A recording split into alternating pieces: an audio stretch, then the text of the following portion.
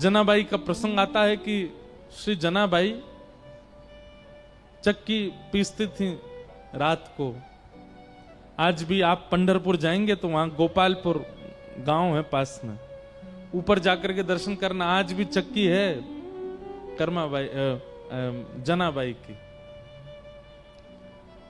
तो जनाबाई का नियम था कि जब वो चक्की पीसती थी ना तो पीसते पीसते गाती थी, और वो स्वर इतना अच्छा लगता था ठाकुर जी को, इतना प्रिय लगता था कि ठाकुर जी आधी रात में मंदिर से भाग करके आते थे जनाबाई के पास, और ठाकुर जी बैठ करके सुनते थे, जनाबाई चक्की पीसती थी। अब मुझे अभंग तो याद नहीं है मराठी के,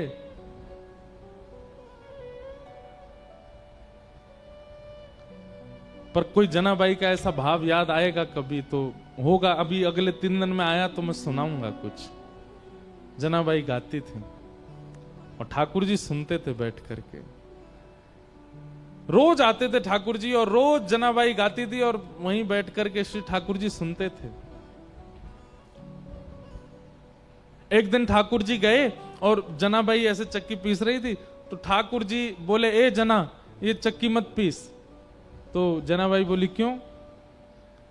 ये घर घर घर आवाज करती है तो तेरा स्वर जो है वो अच्छे से मुझे सुनाई नहीं देता, इसको नहीं पीसेगी शांति रहेगी, तेरा स्वर स्वच्छंद सुनाई देगा मुझको।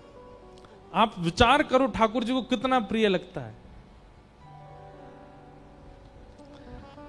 तो जनाबाई बोलती, चक्की नहीं पीसूंगी तो आटा कहां से होगा, आटा नहीं होगा तो रोटी कैसे बनेगी, रोटी नहीं बनेगी तो फिर सब खाएंगे क्या, और सब कुछ नहीं खाएंगे तो फिर मुझे डांटनी पड़ेगी, है आटा नहीं है। तुम तो बस सुनने आ जाते हो रोज रोज यहां पर, मुझे तो सुबह रोटी बनानी, नामदेव जी पूरा परिवार भोजन करेगा। नामदेव जी के यहां सेवा करती थी ना जनाबाई।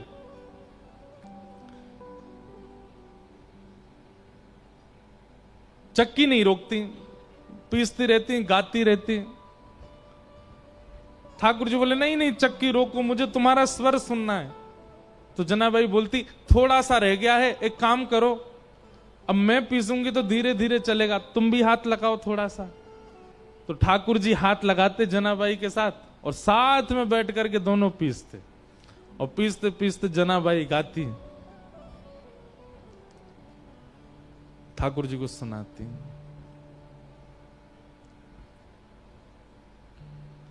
अब जब ठाकुर जी हाथ लगाते जनाबाई के साथ चक्की पिसवाते, तो ठाकुर जी इतने सारे गहने पहन के रहते हैं, वो गहने सब आगे पीछे जब ठाकुर जी हिलते तो गहनों की आवाज आती। जनाबाई बोलती, अब मेरी चक्की परेशान नहीं कर रही, तुम्हारे गहने परेशान कर रहे हैं। तो ठाकुर जी अपने सारे आभूषण उतार करके किनारे धर देते कि जनाबाई का स्वर मैं सुनता रहूं, इस स्वर के बीच में कोई और बाधा नहीं आवे। और ठाकुर जी अपने सारे आभूषण उतार करके किनारे में धरते और जनाबाई के साथ धीमे धीमे चक्की पिसाते और जनाबाई गाती।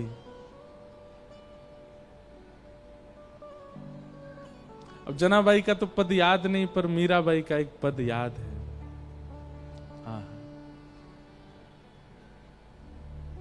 व्याकुल प्राण धरत नहीं धीरज, व्याकुल प्राण। सुनिए बस, ताली मत बजाओ। हाँ, व्याकुल प्राण धरत नहीं धीरज, व्याकुल प्राण धरत नहीं धीरज। ओ मिल तू मीत सवेरा, गोविंद मिल तू। मीराबाई कह रही है, मेरे प्राण अब धीरज नहीं रखते हैं, मैं इन प्राणों को कब तक बचा करके रखूं, श्याम सुंदर अब तो मिल जाओ ना मुझे। पिया मोरा गोविंद खबर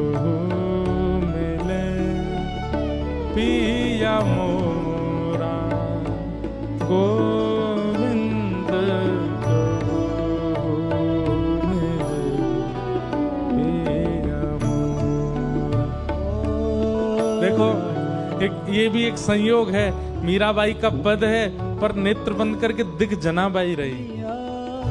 जनाबाई चक्की पीस रही हैं, ठाकुर जी हाथ लगवा रहे हैं, अपने सारे गहने उतार करके ठाकुर जी, कोई आवाज ना हो, हाथ के अपने स्वर्ण के कड़ूला भी उतार दिए, पैर की पाजेब, क्योंकि ठाकुर जी हिलते हैं तो आवाज होती है। स्वच्छंद जनाबाई का स्वर मेरे कान में जाना चाहिए।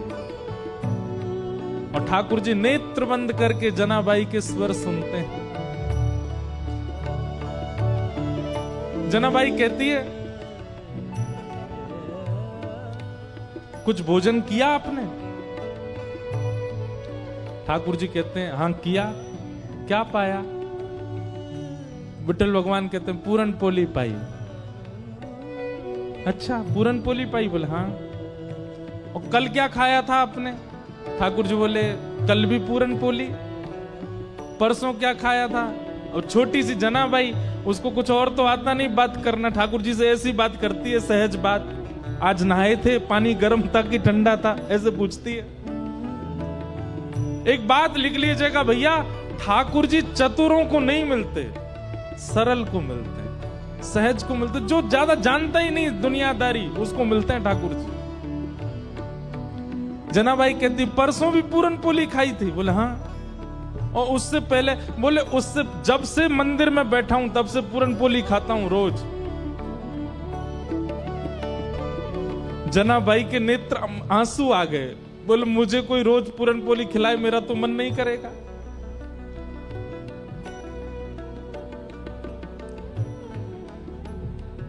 मैं कुछ बना के पवाऊं? ठाकुर जी बोले हाँ, एक शर्त पे। बोले क्या? गाते गाते बनाना, मैं सुनता रहूंगा। जनाबाई ठीक है। रात्रि का समय, सब सो रहे हैं और जनाबाई ठाकुर जी के साथ आनंद कर रही है। चूल्हा चेताती है धीरे से, हाथों से रोटी बनाती है, दाल रख देती है। ठाकुर जी बैठे हैं, जनाबाई का स्वर सुन रहे हैं नेत्र बंद करके। जनाबाई कहती है, केवल सुनते रहोगे? थोड़ा हाथ बटाओ। ठाकुर जी बोले, क्या करना है बताओ? लो सब सब्जी काटो थोड़ी सी। ठाकुर जी काट रहे अपने हाथ से। लेकिन शर्त एक ही है जनाबाई की, क्या? गाती रहे तू, मैं सुनता रहूं, मैं जानी। ठाकुर जी को इतना प्रिय है अपने भक्त का स्वर, उसके लिए ठाकुर जी कुछ भी करेंगे। इसलिए मैं कहा करता हूं, गाना प्रारंभ कीजिए, स्वर की चिंता मत कीजिए, अच्छा है बुरा है, सुरीला है बेसुरा है, गाइए। ठाकुर जी को बहुत प्रिय लगता है। कब मिले पिया मोरा गोविंद, कब मिले पिया मोरा गोविंद, कब मिले पिया मोरा गोविंद, मिले पिया। प्रसाद शुद्ध कर देती है जनाबाई।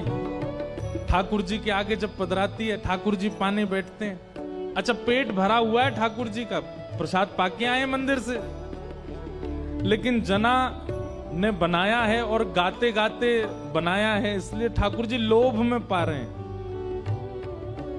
और बीच बीच में जनाबाई के कुछ मन में आ जाता है, ऐसे नहीं ऐसे पाओ, अपने हाथ से तोड़ के खुद खिलाती है और ठाकुर जी पाते हैं उसके हाथ से। ये मुक्ति में प्राप्त नहीं हो सकती स्थिति, ये तो भक्ति में ही प्राप्त होगी। मुक्ति में तो क्या होगा, वैकुंठ में एक जगह मिल जाएगी, बैठे रहो वहां पे। पर भक्ति में तो जीते जी अभी इसी अवस्था में, इसी स्थिति में, इसी काल में, इसी जन्म में ठाकुर जी प्रत्यक्ष सामने आ जाएंगे और वो सब अनुभव प्रदान करेंगे जो सब भक्तों को प्राप्त होता है। और बहुत अच्छा चरित्र है जनाबाई का। इसके बाद की लीला थोड़ी सी हृदय को थोड़ी पीड़ा तो देती है, पर है लीला। फिर ऐसा हुआ कि सुबह का समय हो गया, ठाकुर जी बैठे रहे पूरी रात। इतने में ही मंगल बाजे बजने लगे, घंटे घड़ियाल बजने लगे, पंडरीनाथ भगवान की मंगला आरती, उसको काकड़ा आरती बोलते हैं, काकड़ा आरती का समय हुआ। ठाकुर जी बोले, ए जना, मैं तो भूल ही गया। बोले क्या हो गया? बोले मंदिर में आरती होने वाली है। तो जना भाई बोली जल्दी जाओ, मंदिर जाओ। और जना भाई थोड़ी भावुक हो गई। ठाकुर जी बोले तू क्यों भावुक होती? बोले पूरे दिन कल सोए नहीं, रात भर मैंने सोने दिया नहीं, अब फिर से दिन में जाके उठ जाओगे, ठंडे ठंडे पानी से सब तुमको नहलाएंगे, तुमको दूध से नहलाएंगे, बिल्कुल आराम नहीं करने दिया मैंने। ठाकुर जी बोले तू भी तो नहीं करेगी तो मैं भी नहीं करूंगा। इतना सुख ठाकुर जी जनाबाई को। तो जना तुरंत ठाकुर जी जाने लगे तो जनाबाई से बोले, ए सुन, तू अपनी सॉल दे दे। क्यों? ऐसे जाऊंगा तो सब पहचान जाएंगे मुझको, वहां पुजारी पंडा सब भारी खड़े होंगे, थोड़ा ढक के जाऊंगा खुद को तो किसी को पता नहीं चलेगा। और जनाबाई की सॉल लपेट करके श्री पंडरीनाथ भगवान पहुंचे मंदिर। बाहर पंडा पुजारी खड़े थे, चुपचाप ठाकुर जी मुंह ढकढका के भीतर घुस गए। पंडाओं ने सोचा कोई होंगे, भीतर के सेवक होंगे। और भीतर जाकर के ठाकुर जी जैसे ही अपनी वेदी के ऊपर खड़े हुए ही थे, इतने में ही कपाट खुल गए, सॉल उतार ही नहीं पाए ठाकुर जी। और ऐसे जैसे खड़े भये कपाट खुले, सब लोग जय जयकार करने लगे, पंडरीनाथ भगवान की जय, रुक्मणीनाथ भगवान की जय। वहीं दर्शनार्थियों में नामदेव जी खड़े थे। नामदेव जी ने जैसे ही ठाकुर जी को, नामदेव जी का नियम था रात्रि शयन के दर्शन करके जाते थे, फिर सुबह मंगला में आते थे। रात्रि शयन में ठाकुर जी इस सॉल में तो नहीं थे। और नामदेव जी के घर में ही सेवा करती है जनाबाई। और जनाबाई की सामग्री नामदेव जी को पता है वो क्या पहनती है। नामदेव जी तुरंत बोले, ये सॉल तो मैंने कहीं देखी है जो पंडरीनाथ पहने, रात में तो नहीं थी, ये सुबह कहां से आ गई? नामदेव जी बोले कहां देखी, कहां देखी, कहां देखी? सोचते सोचते सोचते उनको याद आया, अरे ये तो हमारे घर में सेविका जना पहन के घूमती है, ये तो वही सॉल है। उसकी कढ़ाई आदि बिल्कुल वैसी थी। तो कई बार आश्चर्यचकित वस्तु दिखती है तो आप अचानक से बोल पड़ते हो, और नामदेव जी बोल पड़े, ये तो जना की सॉल है। अब नामदेव जी जितनी देर सोच रहे थे उतनी देर वैसे ही मंदिर में बड़ी भगदड़ हो गई थी। क्यों? क्योंकि जैसे ही कपाट खोले और ठाकुर जी का जब दर्शन किया तो ठाकुर जी के जितने आभूषण थे वो थे ही नहीं। क्यों? ठाकुर जी तो रात में वहीं चक्की पर छोड़े आए थे जनाबाई के पास में। और यहां सब मंदिर में भागदौड़ होने लगी, बोले अरे ठाकुर जी के आभूषण कहां है, आभूषण कहां? और इसी समय नामदेव जी सोच रहे थे सॉल किसकी है, और अचानक से उनके मुख से निकला, ये सॉल तो जना की है। सारे पुजारियों ने रुक के कहा, क्या कहा? ये सॉल जनाबाई की है? बोला हाँ। इसका मतलब आपके यहां जो जनाबाई है वही आकर के और यहां पे जो है सब चोरी करके चली गई, ठाकुर जी के सब आभूषण ले गई। किसी ने भी सदविचार नहीं किया, सबने दुर्विचार किया कि जनाबाई सब ठाकुर जी के आभूषण चुरा के चले गए।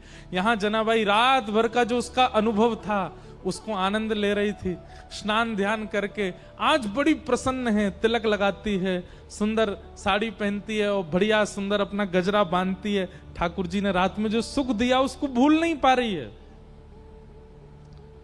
और इतने में ही सब पुजारी आ गए और पुजारियों ने आकर के कहा, ए जना तू ठाकुर जी के आभूषण चुरा के लाई? जनाबाई को अचानक याद आया, बोले अरे रात में चक्की पीसते समय आवाज हो रही थी तो उन्होंने उतार के चक्की के पास ही रख दिए थे। अब जनाबाई इतने लोगों को कैसे समझाए? प्रेम का यह स्वरूप है कि वो संख्यकों को नहीं समझाया जा सकता। अब जनाबाई बोलती कि वो आए थे, पिसवा रहे थे, कौन सुनने को तैयार होता उस समय? पुजारियों ने कहा ऐसे नहीं बताई कि ढूंढो, अंदर जाकर के सब देखा तो चक्की के पास ही ठाकुर जी के आभूषण मिल गए। ठाकुर जी की लीला कैसी विचित्र है, कभी कभी तो गुस्सा आ जाता है ठाकुर जी पे, ऐसा क्यों करते हैं ठाकुर जी? खुद ही छोड़ के गए सारे आभूषण। सब पुजारियों ने जनाबाई को घेर लिया, बोले कि इसने हमारे ठाकुर जी के आभूषण चुराए हैं, इसको दंड मिलना चाहिए। जनाबाई नीची नजर करके नेत्रों से अश्रु गिर रहे हैं, पर मन से बड़ी प्रसन्न है। वाह पांडुरंगा, बड़े नटखट हो, रात में लीला करते हो, सुख देते हो, प्रेम करते हो, और फिर सुबह ऐसे सबके बीच में आरोप लगवा रहे हो। लेकिन भक्त का स्वभाव होता है तेरे फूलों से भी प्यार, तेरे कांटों से भी प्यार, तू जो भी देना चाहे दे दे मेरे करता, सब स्वीकार। और पंढरपुर में एक घनघोर बादल ने आकर के आक्रमण किया। सब लोगों ने निश्चित किया कि जनाबाई को सूली पर चढ़ा दो, इसने ठाकुर जी के आभूषण चुराए। लोगों को पता चले कि पंडरीनाथ भगवान की किसी भी वस्तु का हरण करने से क्या होता है। थोड़ा सा रोष किया जनाबाई ने। पंडरीनाथ के सामने जनाबाई कहती हैं, बोले कि नाथ मुझे सूली पर चढ़ने में दिक्कत नहीं, पर कल को आपके भगत बहुत डरेंगे। जैसे रात में मेरे घर आ गए थे, मैंने तो द्वार खोल के भीतर बुला लिया था, कल को किसी और के घर जाओगे तो कोई द्वार खोलेगा नहीं। आपका क्या पता कहीं कड़ूला छोड़ के चले जाओ, कहीं मुकुट छोड़ के चले जाओ, सुबह आरोप लगे तो।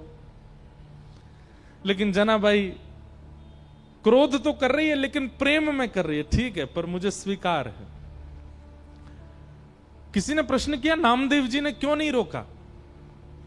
क्योंकि नामदेव जी जान गए थे कि ठाकुर जी अब जना को संसार में नहीं देखना चाहते, उसको अपने नित्य निकुंज में बुलाना चाहते हैं, वो सदा उनके पास रहे, ठाकुर जी की वो इच्छा है। सब लोगों ने सूली बना दी और जनाबाई को उस पर चढ़ा दिया। लेकिन जैसे ही जनाबाई सूली के ऊपर गई, विठ्ठल को स्मरण करके नेत्र सजल हो गए।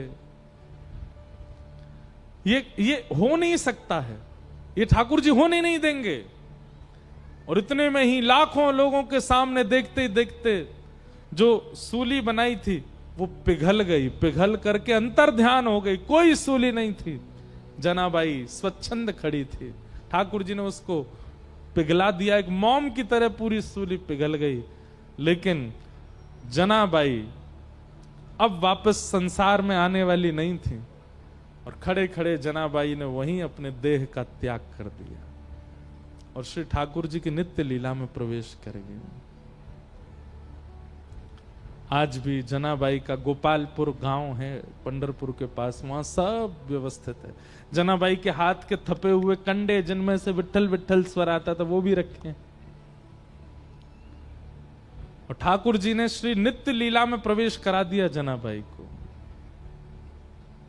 ठाकुर जी की लीला को कभी कोई नहीं समझ सकता, वो कब कहां क्या किस रूप में करना चाह रहे हैं। नामदेव जी के नेत्र सजल हो गए और पता चला कि श्री जना जो है ये तो ठाकुर जी की लीला में जा चुकी है।